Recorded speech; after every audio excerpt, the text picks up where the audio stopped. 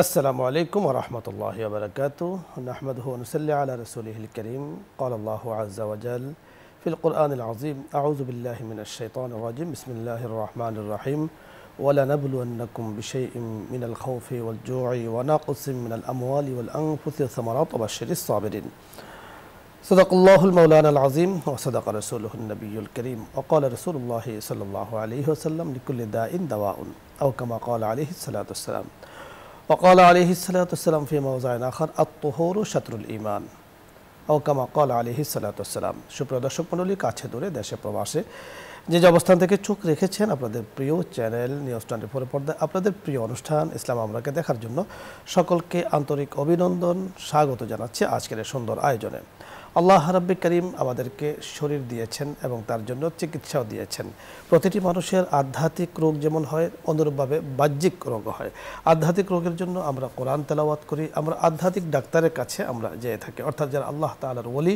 তাদের কাছে গেলে দিলের রূহানি যে রোগগুলো আছে সেগুলো আল্লাহ তাআলা ভালো করে দেন ঠিক অনুরূপভাবে শারীরিক রোগের ক্ষেত্রেও আমরা অনেক সময় যাই ডাক্তারদের কাছে এবং যে ডাক্তার দিনদার অভিজ্ঞ ভালো ওনাদের কাছে গেলে ওনারা কিন্তু সুন্দর চমৎকার আমাদেরকে যে প্রেসক্রিপশন করে থাকেন পরামর্শ দিয়ে থাকেন আমরা সেই অনুযায়ী চলি এবং সেই পরামর্শ অনুযায়ী চলাতে আল্লাহ তাআলা আমাদেরকে কিন্তু তার মধ্যে আরোগ্যতা দান করেন আজকে আমরা আলোচনা করব যে আল কোরআনের আলোকে স্বাস্থ্যবিজ্ঞান যে আসলে ইসলামের আলোকে কিভাবে আমাদের মানে স্বাস্থ্য সম্পর্কে সচেতন থাকা কিভাবে আমাদের ভালো থাকা সুস্থ থাকা এবং আমাদের সতর্ক থাকার জন্য কি কি করণীয় এই বিষয় নিয়ে আলোচনা করার জন্য আজকে আমরা যাকে এখানে দাওয়াত করেছি বিশিষ্ট ইসলামী চিন্তাবিদ অত্যন্ত চমৎকার সুন্দর আলোচনা করে থাকেন Hafez doctor Mohammad Ibrahim Masum Billah managing director Madani hospital Bhatara Dhaka সাথে আছি বরাবর মতো আমি আমজাদ হোসেন হেলালি আসসালামু আলাইকুম আসসালামু আলাইকুম ওয়া রাহমাতুল্লাহি ওয়া আলাইকুম আসসালাম মোহতারাম কেমন আছেন আপনি আলহামদুলিল্লাহ আপনি কেমন আছেন আলহামদুলিল্লাহ আল্লাহ তাআলার কাছে খুব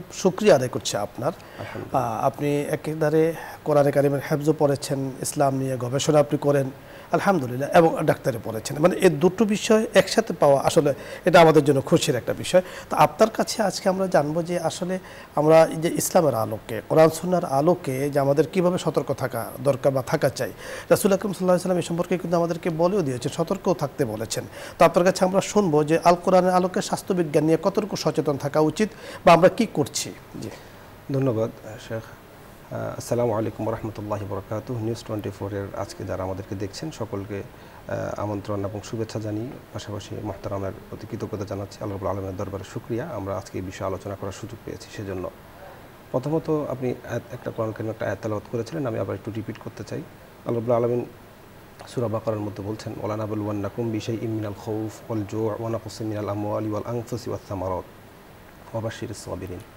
এই আয়াতের অর্থ আমরা অনেকে জানি যে আসলে আল্লাহ রাব্বুল আলামিন তার বান্দাদেরকে বিভিন্ন সময় বিভিন্নভাবে পরীক্ষা করেন এবং এর মাঝে যারা ধৈর্য ধরে তাদেরকে আল্লাহ রাব্বুল আলামিন সুসংবাদ দিচ্ছেন আমরা আমাদের বর্তমান প্রেক্ষাপটে বিশেষ করে আমরা রাজধানীতে যারা বসবাস করি বা বিভাগীয় শহরে যারা বসবাস করি আমরা যদি একটু খেয়াল করে দেখি এখন আমাদের একটা ভালো একটা সময় যাচ্ছে যে সময়টাতে আমাদের ঘরে ঘরে আমরা বিভিন্ন রোগে আক্রান্ত হচ্ছি এর মাঝে দেখা যাচ্ছে আমরা কেউ ডেঙ্গুতে অথবা কেউ ফ্লু লাইক সিমটমে অথবা কেউ চিকুনগুনিয়াতে আমরা আক্রান্ত হচ্ছি আমরা যদি এই রোগগুলো নিয়ে একটু স্টাডি করতে চাই বা এগুলো নিয়ে একটু দেখতে চাই এখন বর্তমানে যারা এই রোগগুলোতে আক্রান্ত হচ্ছে প্রত্যেকটা ঘরেই এই সমস্যা নিয়ে আমরা আছি এবং তারা বিভিন্নভাবে হয়তো শারীরিকভাবে অথবা মানসিকভাবে বা আর্থিকভাবে সবাই একটা প্রেশারে আছে এটা কোরআন কারীমের এই আয়াতের একটা নির্যাস বলতে পারি যে আল্লাহ রাব্বুল আলামিন হয়তো আমাদেরকে একটা পরীক্ষার মাঝে ফেলেছেন তাছাড়াও বাংলাদেশের ভৌগোলিক অবস্থানে আমরা যদি হিসাব করে দেখব যে মে থেকে ধরে June July August September October এই সময়টাতে বেশ ভালো বৃষ্টি হয়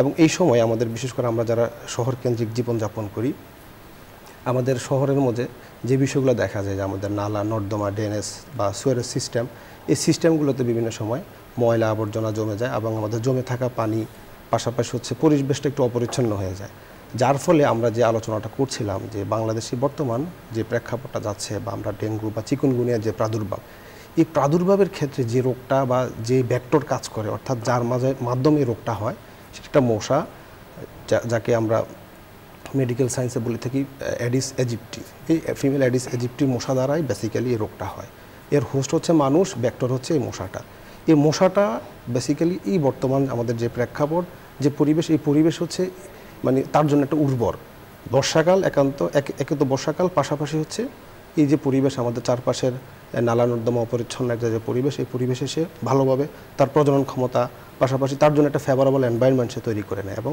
মানুষকে কামড়ানোর ফলে আমরা ডেঙ্গু বা বিভিন্ন রোগে আক্রান্ত হচ্ছি। এবং যখন হাসপাতালে রোগীরা আমাদের কাছে আসতেছে তখন আমরা খেয়াল করে দেখি যে মানে সাধারণত ডেঙ্গু এবং চিকুনগুনিয়ার ক্ষেত্রে আমরা যদি একটু স্টাডি করে দেখব যে আগে আমাদের চিকুনগুনিয়াটা খুব বেশি চোখে পড়ে নাই। এবছর আমরা ডেঙ্গুর পাশাপাশি চিকুনগুনিয়া, ডেঙ্গুর চেয়ে অনেকাংশ দেখা যাচ্ছে চিকুনগুনিয়া আমরা বেশি পাচ্ছি এবং RT-PCR টেস্ট করলে আমরা অনেকের ক্ষেত্রে চিকুনগুনিয়া পজিটিভ পাচ্ছি। তো ওভারঅল সব কিছু মিলিয়ে আমরা যদি খেয়াল করি দেখব যে আমাদের চলাফেরা, আমাদের পরিবেশ, আমাদের রাস্তাঘাট সব কিছু মিলিয়ে এই যে ডেঙ্গু বা হওয়ার জন্য বা চিকুনগুনিয়া হওয়ার জন্য এই রোগ, বর্তমানে এই সময় রোগটা হওয়ার জন্য যে বিষয়টা দায়ী, সেই বিষয়টা হচ্ছে আমরা আমাদের এনভায়রনমেন্ট আমরা ক্রিয়েট করে দিচ্ছি। প্রতিরোধ হলো মৌলিক যে বিষয়, আপনি চমৎকার বলছিলেন যে রোগ হওয়ার পরে তো আমরা ঔষধ গ্রহণ করি বা ডাক্তারদের কাছে যাই অথবা হাসপাতালে আমরা ভর্তি হই, ডাক্তার আমাদেরকে সাজেস্ট দিয়ে থাকে যে ভর্তি হন অথবা রোগ ইত্যাদি করেন। কিন্তু এর আগে ইসলাম যে বিষয়টি বলেছেন, রাসূল সাল্লাল্লাহু আলাইহি ওয়াসাল্লাম কিন্তু পরিষ্কার বলেছেন যে নাযিফু বুয়ুতা আপনা, তোমরা তোমাদের ঘরের আঙ্গিনাগুলোকে পরিষ্কার পরিচ্ছন্ন রাখো। এবং আপনি দেখেছেন যে সূরাতুল বাকারায় আল্লাহ রাব্বুল কারীম মুহাব্বতকারীদের পরিচয় দিয়েছেন যে ইউহিব্বুত তাওয়াবিন ওয়া ইউহিব্বুল মুতাতাহহিরিন, যে তওবাকারীদেরকে আল্লাহ তাআলা পছন্দ করেন, সাথে সাথে বলেছেন যে তওবার সাথে যুক্ত। এখানে তওবা কাকে বলা হয়? আত-তাওবাতু মিনাল কুফরি রুজু ইলাল ঈমান, যিনি কুফর থেকে তওবা করেছেন, ঈমানের দিকে ধাবিত হয়েছেন, তিনি কিন্তু তওবা করেছেন এবং তার সাথে যুক্ত করে দিয়েছেন যারা পবিত্রতা অর্জন করে। আপনি বড় চমৎকার বলেছেন যে এই যে যত ধরনের রোগ আমরা দেখতে পাচ্ছি, রোগ হলো পরে, কিন্তু আগে হলো আমাদের ইসলাম যে বিষয়টি বলেছে প্রিপারেশন বা আমাদের প্রস্তুতিমূলক যে কাজগুলো আছে। আপনি এই সম্পর্কে আমাদেরকে কি বলবেন যে আমরা কেবল আমাদের আসলে প্রস্তুতি থাকা উচিত? আপনি চমৎকার বলছিলেন শেখ। আপনি একটু খেয়াল করলে দেখবেন কোরআন কারিমে অলরেডি একটা আয়াত আপনি তেলাওয়াত করেছেন যে ইন্নাল্লাহা ইউহিব্বুত তাওয়াবিন ওয়া ইউহিব্বুল মুতাতাহহিরিন, নিশ্চয় আল্লাহ রাব্বুল আলামিন যারা তওবা করে এবং যারা পরিষ্কার পরিচ্ছন্নতা অবলম্বন করে তাদেরকে আল্লাহ ভালোবাসে। এবং রাসূল আকরাম সাল্লাল্লাহু আলাইহি ওয়াসাল্লামের একটা হাদিস আছে যে আত-তুহুর শাতরুল ঈমান, যে পরিষ্কার পরিচ্ছন্নতা হচ্ছে ঈমানের অঙ্গ। তো আমরা যদি একটু খেয়াল করে দেখি, আমরা ব্যক্তি জীবনে, সামাজিক জীবনে এবং আমাদের রাষ্ট্রীয় জীবনে বিশেষ করে যে বিষয়গুলো আমাদের ব্যক্তির সাথে সম্পর্কিত, আমরা যদি পার্সোনাল হাইজিন বা ব্যক্তিগতভাবে আমরা পরিষ্কার পরিচ্ছন্নতা অবলম্বন করতে পারি, পারিবারিকভাবে আমাদের ঘরের কোনায়, বিশেষ করে এখন শহরে যারা আমরা এসি অথবা ফুলের টপ থাকে এই জায়গাগুলোতে যদি আমরা 3 দিনের বেশি পানি জমতে না দিই, পাশাপাশি আমাদের রাস্তাঘাট আমরা যদি পরিষ্কার রাখার চেষ্টা করি, এবং ঢাকা শহরে এখন অনেক জায়গায় রাস্তা আন্ডার কনস্ট্রাকশনে আছে বা মেট্রো রেলের কাজ চলছে, বিভিন্ন জায়গায় বিভিন্ন কাজগুলো চলছে। এই কাজগুলো বর্ষাকালে যদি আমরা যাতে পানি না জমে এরকম একটা ব্যবস্থা করতে পারি অথবা দ্রুত কাজগুলো যদি আমরা সম্পন্ন করে ফেলতে পারি, তাহলে এই যে অ্যাডিস ইজিপ্টি যে মশাটার কথা বলেছি সে আর বংশ বিস্তার করতে পারছে না। এবং সে যখন বংশ বিস্তার করতে পারবে না, ভেক্টর এবং হোস্ট এই দুইয়ের মাঝে তখন একটা গ্যাপ হয়ে যাবে, যার ফলে দেখা যাবে এই রোগটাও আর বেশি হচ্ছে না। আপনি যদি একটু খেয়াল করে দেখবেন, রাসূল সাল্লাল্লাহু আলাইহি ওয়াসাল্লাম একটা হাদিস আমার কথা এই মনে পড়ছে যে একবার আল্লাহ রাসূল সাল্লাল্লাহু আলাইহি ওয়াসাল্লামের কাছে সাহাবায়ে কেরাম আসছেন। এক সাহাবী এসে বলতেছে, ইয়া রাসূলুল্লাহ সাল্লাল্লাহু আলাইহি ওয়াসাল্লাম, আমার অনেকগুলো উট আছে, এর মাঝে একটা উট অসুস্থ। তখন রাসূল সাল্লাল্লাহু আলাইহি ওয়াসাল্লাম বলছেন, লা ইউরিদু মুমরিদুন আলা মুসাহিন, তোমরা তোমাদের অসুস্থ উটকে সুস্থ উট থেকে আলাদা করে রাখো। অর্থাৎ এখানে কিন্তু আল্লাহ রাসূল সাল্লাল্লাহু আলাইহি ওয়াসাল্লাম ভেক্টর এবং হোস্ট, যে রোগ ছড়ায় এবং যারা রোগাক্রান্ত হয়, এর মাঝে একটা পার্থক্য করে ফেলার অথবা আইসোলেশনের একটা কথা বলেছে। তো আমরাও যদি এরকম একটা প্রিভেনশন নিতে পারি আমাদের সামাজিক ব্যবস্থা, বিশেষ করে যে সময় আমাদের বর্ষা হয়, সকালে একরকম আমরা সিজন দেখি, বিকালে আরেক রকম, তো যে কোনো সময় আমাদের বৃষ্টি হতে পারে। তো বৃষ্টির পানিটা জমার মাঝে যদি আমরা বা বৃষ্টির পানি অথবা অপরিচ্ছন্ন বা নর্দমার কোথাও যদি সোয়ারেজ লাইন, এই বিষয়গুলো যদি আমরা দ্রুত প্রিভেনশন করে ফেলতে পারি, তাহলে ভেক্টর এবং হোস্টের মাঝে একটা বড় পার্থক্য চলে আসবে, যার ফলে আমরা দ্রুত এই রোগগুলো থেকে বেঁচে যেতে পারব। আপনি চমৎকার বলছিলেন। দর্শক মণ্ডলী, আজকে আমরা আলোচনা করছিলাম আল কোরআনের আলোকে স্বাস্থ্য বিজ্ঞান। কবি বড় চমৎকার বলেছেন, হার চিজ মে লজ্জত है अगर दिल में मज़ा हो, যে সকল কিছুর মধ্যেই আমি মজা স্বাদ অনুভব করব যদি আমার অন্তর প্রশান্ত থাকে। আর মানুষের অন্তর প্রশান্ত এবং শান্ত চিত্ত থাকে যখন তার শরীরটা ভালো থাকে, দেহটা ভালো থাকে। আমার যদি মাথা ব্যথা করে, আমার যদি দেহের কোনো অংশে আক্রান্ত হয়, তার পুরো শরীরটাই যেন একেবারে অস্থির হয়ে পড়ে। তাহলে শরীরকে সুস্থ রাখার জন্য প্রয়োজন রাসূল আকরাম সাল্লাল্লাহু আলাইহি ওয়াসাল্লাম যে পদ্ধতিগুলো বলেছেন সেগুলোকে অবলম্বন করা, এবং সেগুলোর আলোকে বর্তমান চিকিৎসা বিজ্ঞান যেভাবে বলেছেন, কারণ রাসূলুল্লাহ সাল্লাল্লাহু আলাইহি ওয়াসাল্লাম নিজেও ওষুধ গ্রহণ করেছেন, চিকিৎসা গ্রহণ করেছেন এবং হযরত সাহাবায়ে কিরাম রিদওয়ানুল্লাহি আলাইহিম আজমাইনকে চিকিৎসা গ্রহণ করতে বলেছেন। বোঝা গেল চিকিৎসা গ্রহণ করা, চিকিৎসা নেয়া দেয়া এটা কিন্তু ইসলামের বাইরে কোনো বিষয় না, সম্পূর্ণ কমপ্লিট ইসলামের ভেতরের বিষয়। এবং ইলমুত তিব নামে একটা কিতাবও রচিত হয়েছে, এ সম্পর্কে আমরা জানি অনেকগুলো হাদিস রয়েছে। এবং আশরাফ আলী থানভী রহমতুল্লাহি আলাইহি তিনিও কিন্তু চিকিৎসা বিজ্ঞান সম্পর্কে যথেষ্ট গবেষণা করেছেন এবং লিখেছেন। আলহামদুলিল্লাহ আজকে আমরা ডাক্তার মোহাম্মদ মাসুম বিল্লাহ ভাইকে পেয়েছি, যে ওনার কাছ থেকে আমরা এই বিষয়গুলো জানতে পেরেছি যে আমাদের যে বিষয়টি প্রয়োজন তা হলো আমাদের দেহকে পরিষ্কার পরিচ্ছন্ন করার জন্য যেমন প্রয়োজন জিক্রুল্লাহ, আল্লাহ পাকের জিকির, ঠিক আমাদের বাহ্যিক অবয়বকে পরিষ্কার পরিচ্ছন্ন রাখার জন্য আমাদের আঙ্গিনা, আমাদের শহর, আমাদের বন্দর, আমাদের সকল কিছুকে পরিষ্কার পরিচ্ছন্ন রাখা, কোনোভাবেই যেন জীবাণু জন্মে, জীবাণু উৎপন্ন হয় সেগুলো যাতে সেখানে জমে না থাকে তাদেরকে আমাদের খেয়াল রাখা। আমি যেমন আমার দেহে ময়লা জমছে কিনা আমি খুব সাংঘাতিকভাবে খেয়াল রাখি, দেহটাকে পরিষ্কার পরিচ্ছন্ন রাখি, ঠিক আমার দেহেরই অংশে কিন্তু আমার ঘর, আমার দেহেরই অংশে কিন্তু আমার পথঘাট, রাস্তাঘাট, এখান থেকে জীবাণু বংশ বিস্তার করছে। তো এই বিষয়গুলো আমাদের খেয়াল রাখতে হবে। আল্লাহ রাব্বুল কারীম আমাদেরকে ভালো রাখুন, সুস্থ রাখুন। এবং আমরা জানতে পেরেছি যে প্রায় এখন মানুষ জ্বরে আক্রান্ত হচ্ছে, চিকুনগুনিয়াতে আক্রান্ত হচ্ছে, ডেঙ্গুতে আক্রান্ত হচ্ছে, বিভিন্ন ঠান্ডাজনিত বিভিন্ন রোগে আক্রান্ত হচ্ছেন। আমরা যদি প্রতিরোধগুলো থেকে এরপরে সতর্ক থাকার পরে যদি হয় আল্লাহ পাক সাহায্য করবেন। এবং বড় চমৎকারভাবে ডাক্তার সাহেব একটা বিষয় আমাদেরকে বলে দিয়েছেন যে অবাশশিরিস সাবিরিন, কারো হাতে কিছু নেই, সব আল্লাহ পাকের হাতে। তো আল্লাহ তাআলা বলেছেন যে তুমি ধৈর্য ধারণ করো, তুমি নিজেকে ধৈর্যহারা হইও না, অস্থির হয়ে যাও না, এবং একেবারে অস্থির হয়ে তুমি একটা কিছু করে ফেলবে সেটাও পারবে না। আল্লাহ তাআলা রূপ দিয়েছেন, ভালো তিনি করবেন। অসতর্কতার কারণও যদি হয়ে থাকে সেটাও ভালো আল্লাহ তাআলা করবেন। আল্লাহ তাআলা আমাদেরকে কথাগুলো বোঝার তৌফিক দান করুন। আলোচ্য বিষয় নিয়ে স্বাস্থ্য বিজ্ঞান সম্পর্কে যদি স্বাস্থ্য নিয়ে যদি কোনো কিছু জানার থাকে আমরা ইসলামের আলোকে আপনাদের সাথে আলোচনা করব, এবং শরীয়তের কোনো মাসলা যদি আপনার জানার প্রয়োজন হয় তাও আমরা আলোচনা করব। আপনি চাইলে প্রশ্ন করতে পারেন। আসসালামু আলাইকুম ওয়া রাহমাতুল্লাহ। দর্শক নাম বলে পরিচয় দিয়ে প্রশ্ন করুন।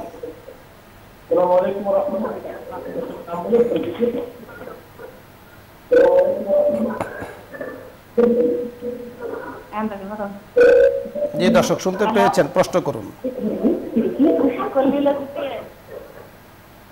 জি বলুন। জি আসসালামু আলাইকুম।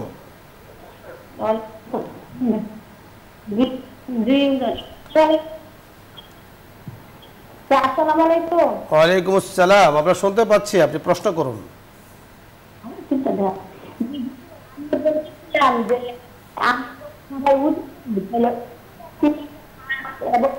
ধন্যবাদ আপনাকে, আপনার কথাগুলো শোনা যাচ্ছে না, বোঝা যাচ্ছে না, আরেকবার চেষ্টা করুন। পরের দর্শক আসসালামু আলাইকুম। ওয়ালাইকুম আসসালাম ওয়া রাহমাতুল্লাহ। জি হুজুর ভালো আছেন? জি আলহামদুলিল্লাহ, আল্লাহ তাআলা ভালো রেখেছেন। জি হুজুর, আমার একটা প্রশ্ন হলো, আপনি দেশ টিভির একটা প্রোগ্রামে ছেলে মেয়ে যদি অবাধ্য হয় বিসমিল্লাহ পড়ে 41 বার ফু দিতে বলতেন। জিনিসটা ক্লিয়ার করে বললে 41 বার কি একেবারে পড়বো না একবার পড়ে একবার? জি জি, আমি একটা আমলের কথা চমৎকার বলেছেন। আসলে যে কোনো অবাধ্যকে বাধ্য করার একমাত্র মালিক রব্বুল আলামিন, এই কথাটা বুঝতে হবে। আজকে যে বিষয়টি আমরা আলোচনা করছি চিকিৎসা, অনেকেই মনে করছে যে ডাক্তারের কাছে গেলে আমি ভালো হয়ে গেলাম। আসলে ডাক্তারের কোনো ক্ষমতা নেই, সমস্ত ক্ষমতার মালিক রব্বুল আলামিন। তো সেখানে ওনারা প্রেসক্রিপশন করে থাকেন, আমাদেরকে পরামর্শ দিয়ে থাকেন এবং আল্লাহ পাকের কাছে চাইতে বলেন, দোয়া করতে বলেন, সে অনুযায়ী চিকিৎসা করেন। আলহামদুলিল্লাহ আল্লাহ তাআলা ভালো করে দেন। ঠিক এখানেও অবাধ্যকে বাধ্য করার একমাত্র মালিক রব্বুল আলামিন। আমাদের ওলামায়ে কেরাম বুজুর্গানে দিন একটি পদ্ধতি বলেছেন যে আপনি 41 বার বিসমিল্লাহ পড়ে অথবা 7 বার, 7 বারও কথাও আছে, 41 বারের কথাও আছে, আপনি বিসমিল্লাহ পড়ে বিসমিল্লাহির রহমানির রহিম পড়ে আপনি যখন রান্না করবেন, তো রান্নার যখন বাটটা পাক হয়ে যাবে, হয়ে যাওয়ার পরে আপনি সেখানে ঢাকনা উঠিয়ে বিসমিল্লাহ পড়ে ফু দিবেন, ঢেকে রাখবেন। ঢেকে রাখার পরে এরপরে পরিবেশন করবেন, সকলে খাবে, এতে কোনো সমস্যা নেই। তো যিনি আপনার নিয়তে যাকে বাধ্য করা আছে সেটা আল্লাহ তাআলা দেখছেন। বিসমিল্লাহর বরকতে আল্লাহ তাআলা চাইলে তাকে বাধ্য করে দিতে পারেন, ছেলে হোক মেয়ে হোক অবাধ্য যেই হোক। আল্লাহ তাআলা বিসমিল্লাহকে বলা হয়েছে এটা শেফাউল লিন্নাস, মানুষের জন্য শেফা। মানুষের মনের কথাগুলো কিন্তু বিসমিল্লাহ দ্বারা আল্লাহ তাআলার কাছ থেকে পূরণ করে নিতে হয়। এজন্যই রাসূল আকরাম সাল্লাল্লাহু আলাইহি ওয়াসাল্লাম বলেছেন প্রতিটি কাজ শুরু করার আগেই তোমরা বিসমিল্লাহ পড়ো অথবা আল্লাহ তাআলা প্রশংসা করো, আল্লাহ তাআলা সেই কাজটাকে বরকতময় করবেন। ধন্যবাদ, আপনি বুঝতে পেরেছেন। পরের দর্শক আসসালামু আলাইকুম ওয়া রাহমাতুল্লাহ।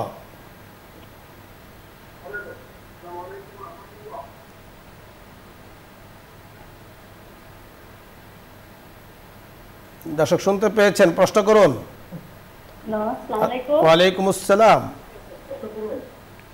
আসসালামু আলাইকুম। জি জি, আপনি প্রশ্ন করুন। আচ্ছা, আমি বলছিলাম কি যে আমরা তো উজু কিভাবে করা দেওয়া মা তো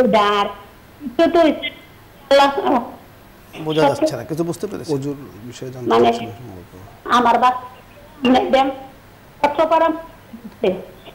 জি, পরের দর্শক, আপনি ওযু সংক্রান্ত কোনো কিছু জানতে চেয়েছেন, আসলে আমরা বুঝতে পারছি না। তবে আমাদের আজকে যিনি আমাদের মেহমান এসেন হাফেজ সাহেব, আপনার কাছে জানবো যে এই যে ওযু আমরা করে থাকি, এর মধ্যে কিন্তু চিকিৎসা বিজ্ঞানে অনেক উপকার রয়েছে। আপনার কাছে কিছু কথা শুনবো আমরা এসব।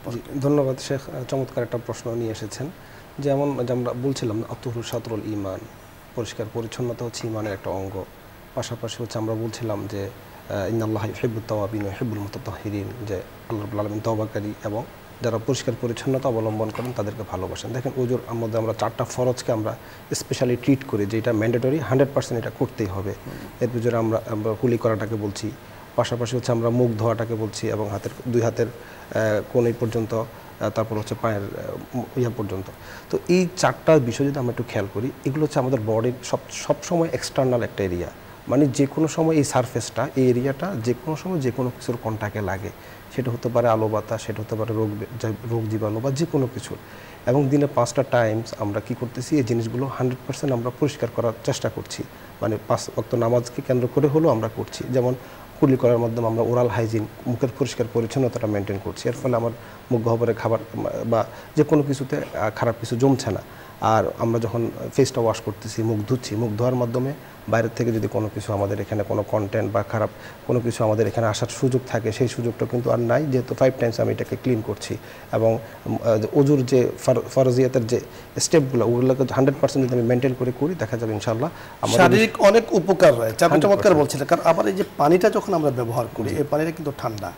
ঠান্ডা পানি যখন আমি শরীরের মূল অংশে আমি ব্যবহার করছি, এখানে রক্ত সঞ্চালনের কিন্তু একটা বিষয় থেকে থাকে, যে রক্তগুলো কিন্তু খুব দ্রুত সঞ্চালন হয়ে থাকে। কারণ আমাদের দেহে তো আসলে বিভিন্ন ধরনের কিছু ব্যাকটেরিয়া বা ইত্যাদি কিন্তু প্রবেশ করে। আপনি ডাক্তার, আপনি ভালো বলতে পারবেন। তো আপনার থেকে কথা নিয়ে আমি যতটুকু বলতে পারছি, যে এই যে মানে আল্লাহ পাক পবিত্র কোরআন হাকিমে বলেছেন ফাগসিলু বুজুহাকুম ওয়া আইদিয়াকুম ইলাল মারাফিকি ওয়ামসাহু বিরুউসিকুম ওয়া আরজুলাকুম ইলাল কাবাইন, যে 4টি ফরজ এই আয়াত দ্বারা প্রমাণিত, যেটা দেহের মূল অংশ। এগুলোকে মানে কত চমৎকার এই এরিয়াগুলোই আপনার রেগুলার কোনো না কোনো কিছুর কন্টাক্টে যাচ্ছে। হয় আপনি কোনো কিছু ধরছেন, সেখান থেকে রোগ জীবাণু আপনার কাছে আসতে পারে। তারপর হচ্ছে পায়ে এমন কোথাও পাড়া দিচ্ছেন, বা টোটাল এই এরিয়াটাই আমার সবসময় যে পরিষ্কার পরিচ্ছন্ন থাকার মধ্যে আপনি সুস্থ দেহের জন্য একটা উপকার আছে। দর্শক মণ্ডলী, পরবর্তী দর্শক, জি আসসালামু আলাইকুম ওয়া রাহমাতুল্লাহ। ওয়ালাইকুম আসসালাম। আমার একটা প্রশ্ন হচ্ছে, আমি চেয়ারে বসে নামাজ পড়তে পারবো? জি, ধন্যবাদ আপনাকে। আপনি চেয়ারে বসে নামাজ পড়তে পারবেন কিনা সেটা আপনি ভালো বলতে পারবেন। তো আমাদের কাছে ডাক্তার সাহেব আছেন, যে আমরা যে চেয়ারে বসার একটা মাসআলা আমরা আলোচনা করে থাকি, যে অভিজ্ঞ দিনদার ডাক্তার যদি আপনাকে প্রেসক্রিপশন করে থাকেন যে মানে হিপ জয়েন্টে কোনো সমস্যা, নি জয়েন্টে কোনো সমস্যা, অথবা মেরুদণ্ডে মেজর কোনো সমস্যা থেকে থাকে, সেখানে নিচেও যদি উনি নামাজ পড়েন অথবা সিজদায় যান, রুকুতে যান, বড় সমস্যা হয়ে যেতে পারে, অথবা প্রাণহানিও করতে পারে, অঙ্গহানিও করতে পারে। সেক্ষেত্রে আমরা মাসলাগত যে বিষয়টি আলোচনা করে থাকি, যে আপনি যেখানে থেকে যাবেন সেখানে চেয়ারের সাহায্যে নামাজ পড়বেন। ঠিক আছে, তো বড় চমৎকার বলছিলেন শেখ। আসলে কিছু কিছু ক্ষেত্রে দেখা যায় আমরা আসলে যতটুকুন প্রয়োজন চেয়ারের নাই, আমরা চেয়ে বেশি প্রয়োজন করি। অনেক সময় দেখা যায় আমরা চেয়ার ইউজ না করলে আরও ভালো থাকবো। আমার দেখা যাচ্ছে হিপ জয়েন্টে একটু পেইন আছে, বা কোমরে ব্যথা আছে, বা পেছনে একটু ব্যথা আছে, বা নিতে একটু আমার হাঁটুতে একটু ব্যথা আছে। আমি যদি দাঁড়িয়ে নামাজ পড়ি, চেয়ার ইউজ না করি, অনেক সময় দেখা যাবে এটা আমার ফিজিওথেরাপি বা ফিজিক্যাল এক্সারসাইজ হিসেবে কাজ করবে। বিশেষ করে রমজানে আমরা যে সময়টাতে লং টাইম আমরা যে তারাবির নামাজে আমরা দাঁড়িয়ে থাকি, একটা স্টাডি দেখা গেছে যে যাদের অস্টিওপোরোসিস অর্থাৎ হাড় ক্ষয়ের যে সমস্যাটা হয়, এটা কিন্তু অনেক সমস্যা কমে আসে। পাশাপাশি এখন আমাদের যদি একান্ত এরকম হয় যে আমার পিএলআইডি বা প্রলাপস লাম্বার ইন্টারভার্টেব্রাল ডিস্ক অথবা হিপ জয়েন্ট আমার ফ্র্যাকচার হয়ে গেছে অথবা নিতে এমন সমস্যা যে কোনো সময় অস্টিওপরোসিস হয়ে ভেঙে যেতে পারে, এই ধরনের কোনো ইস্যুস যদি থাকে এবং লাইফ থ্রেটেনিং কন্ডিশন, জীবনহানিকর কোনো বিষয় যদি হয়, সেক্ষেত্রে উনি একজন আলেমের সাথে পরামর্শ করে যে স্যার আমার এই হুজুর আমার এই সমস্যা, আমি আপনি চমৎকার বলছিলেন, বড় চমৎকার আলোচনা আজকে আপনি উপহার দিয়েছেন। আপনাকে পেয়ে আমরা ইসলামের আলোকে স্বাস্থ্যবিজ্ঞানটাকে আমরা বড় চমৎকারভাবে কিছুটা হলো আলোচনা করতে পেরেছি। দর্শক মণ্ডলী, আপনাকে ধন্যবাদ জানাচ্ছি যারা আজকে আমাদের আলোচনায় অংশগ্রহণ করেছেন, শরীক হয়েছেন, আলোচনাগুলো শুনেছেন, তাদেরকে ধন্যবাদ জানাচ্ছি। আল্লাহ রাব্বুল কারীম আমাদেরকে কথাগুলো বুঝে তৌফিক দান করুন এবং আমি নিজেকে সতর্ক রাখি, আমি ভালো থাকি, আমার পরিবেশকে ভালো রাখি এবং আমি নিজে সুস্থ থাকি, আমার পরিবেশকে সুস্থ রাখি। আল্লাহ তাআলার কাছে তার জন্য দোয়া করি এবং আল্লাহ তাআলা বলেছেন যখনই এত সতর্ক থাকার পরেও যদি তুমি কখনো সম্মুখীন হয়ে যাও তাহলে বলবো ওয়াইদা মারিতু ফাহুয়া ইয়াশফি, আল্লাহ আমি যখন অসুস্থ হয়ে পড়ি আপনি তো সুস্থতা দান করবেন। তো আল্লাহ তাআলার কাছে আমি বলবো, আমি সতর্ক থাকবো, আল্লাহ তাআলা আমাকে হেফাজত করবেন, আপনাদেরকে হেফাজত করবেন। আমাদের দেশের মানুষগুলোকে আল্লাহ তাআলা সুস্থতার নিয়ামত দান করেন। অনেক হাসপাতালে অনেক রোগীরা শায়িত আছেন, রোগে কষ্ট পাচ্ছেন, আল্লাহ তাআলা সকলকে শাফায়ে কামেলা আজেলা দায়মা কুল্লিয়া দান করেন। আজকে আমরা সকলকে ধন্যবাদ জানিয়ে আগামী দিনের অনুষ্ঠানের আমন্ত্রণ জানিয়ে আজকের মতো বিদায় নিচ্ছি। আসসালামু আলাইকুম ওয়া রাহমাতুল্লাহি ওয়া বারাকাতুহু। দোয়া হবে, দরুদ ইস্তিগফার পাঠ করি। اللهم صل على سيدنا ونبينا وشفيعنا وحبيبنا ومولانا محمد صلى الله عليه وعلى آله وأصحابه وبارك وسلم. أستغفر الله ربي من كل ذنب وأتوب إليه. لا حول ولا قوة إلا بالله العلي العظيم. الحمد لله رب العالمين.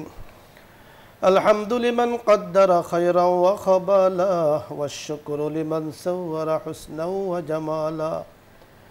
اللهم اغفر لنا وارحمنا وأنت خير الراحمين. اللهم ارزقنا فإنك خير الرازقين. اللهم افتح لنا فإنك خير الفاتحين. اللهم الصحة، اللهم ارزقنا الصحة في أبداننا. اللهم بارك لنا في أبداننا. اللهم بارك لنا في أرزاقنا يا كريم يا رحيم. يا الله يا كريم. আমরা গুনাহগার বান্দারা আপনার শাহী দরবারে হাত তুলেছি। ওগো করিম, আপনার রহমত করমে আমরা চলছি। মেহেরবানি করে, দয়া করে, মায়া করে আমাদের জিন্দেগির গুনাহগুলো আপনি মাফ করে দেন। আমাদের মুরব্বীরা যারা কবরবাসী হয়েছেন, বসুন্ধরা পরিবারের মধ্য থেকে যারা কবরবাসী হয়েছেন, চেয়ারম্যান মহোদয় আব্বা আম্মা সহ ইয়া আল্লাহ যারা কবরবাসী হয়েছেন, আমাদের দেশের মুসলিম ভাইদের আব্বা আম্মা যারা কবরবাসী হয়েছেন, तमाम জাহানের পৃথিবীর শুরু থেকে আজ পর্যন্ত যারা ঈমান নিয়ে কবরবাসী হয়েছেন, ওগো করিম মেহেরবানি করে সকলকে আপনি মাফ করে দেন। মাওলায়ে করিম, আজকে যে বিষয় নিয়ে আমরা কথা বলেছি স্বাস্থ্য বিজ্ঞান নিয়ে, আমাদেরকে সুস্থতার নিয়ামত দান করেন। ওগো করিম, যখন অসুস্থ হয়ে পড়ি ইয়া আল্লাহ আমরা ডাক্তারের কাছে যাই, কবিরের কাছে যাই, মাওলায়ে করিম কত পন্থা অবলম্বন করি, কিন্তু যখন আপনি সুস্থ রাখেন কিছুই লাগে না। মাওলায়ে করিম কত রহম করম করে আমাদেরকে সুস্থ রেখেছেন, ভালো রেখেছেন। মেহেরবানি করে শুকরিয়া আদায় করছি, আপনি কবুল ও মঞ্জুর করে নেন। ইয়া আল্লাহ সুস্থ মানুষগুলোকে সুস্থতার নিয়ামত দান করেন। ইয়া আল্লাহ কত মানুষ খাটে শুয়ে আছে, হাসপাতালে শুয়ে আছে, মাওলায়ে করিম তাকিয়ে আছেন আপনার রহমতের দিকে, কত ওষুধ সেবন করছেন, ডাক্তার কবিরাজের চেষ্টা করছেন। মেহেরবানি করে শেফায়ে কামিলা আজেলা দায়মা কুল্লিয়া দান করেন। ইয়া আল্লাহ যারা ডেঙ্গুতে আক্রান্ত হয়ে আছেন, চিকুনগুনিয়াতে আক্রান্ত হয়ে আছেন, বিভিন্ন জ্বরে কষ্ট পাচ্ছেন, মাওলায়ে করিম মেহেরবানি করে সকলকে সুস্থতার নিয়ামত দান করেন। সুস্থ মানুষগুলোকে সুস্থ থাকার তৌফিক দান করেন। মাওলায়ে করিম সর্বোপরি আমাদেরকে সাবির হিসাবে আপনি কবুল করে নেন, ধৈর্যশীল হিসাবে আপনি কবুল করে নেন। যেই দেশে বসবাস করছি ইয়া আল্লাহ দেশটাকে আপনি কবুল করে নেন, খায়র ও বারাকাত দ্বারা ভরপুর করে দেন। যে জায়গায় বসে আমরা হাত তুলেছি, আমার দর্শক বন্ধুরা যারা যেখানে বসে হাত তুলেছেন সকলকে আপনি কবুল করে নেন। মাওলায়ে করিম ইয়া আল্লাহ আমাদেরকে মাফ করে দেন। মাওলায়ে করিম আপনি যদি তাড়িয়ে দেন কোথায় যাব? আপনি ছাড়া তো আমাদের আর কোনো দরবার নেই। মেহেরবানি করে ইয়া আল্লাহ আমাদেরকে মাফ করে দেন। আপনি বারবার ডাকতে থাকেন কোথায় যাচ্ছ, ফিরে আসো। আমরা ফিরে এসেছি। মেহেরবানি করে রহমতের চাদরের নিচে আমাদেরকে ইয়া আল্লাহ থাকার ব্যবস্থা করে দেন। আপনার হাবিবের উসিলায় আমাদের দোয়াকে কবুল ও মঞ্জুর করে নেন। সাল্লাল্লাহু তাআলা আলা খাইরি খালকিহি মুহাম্মাদিন ওয়া আলা আলিহি ওয়া আসহাবিহি আজমাইন আমিন বিহুরমাতি সাইয়্যিদিল মুরসালিন আলহামদুলিল্লাহি রাব্বিল আলামিন।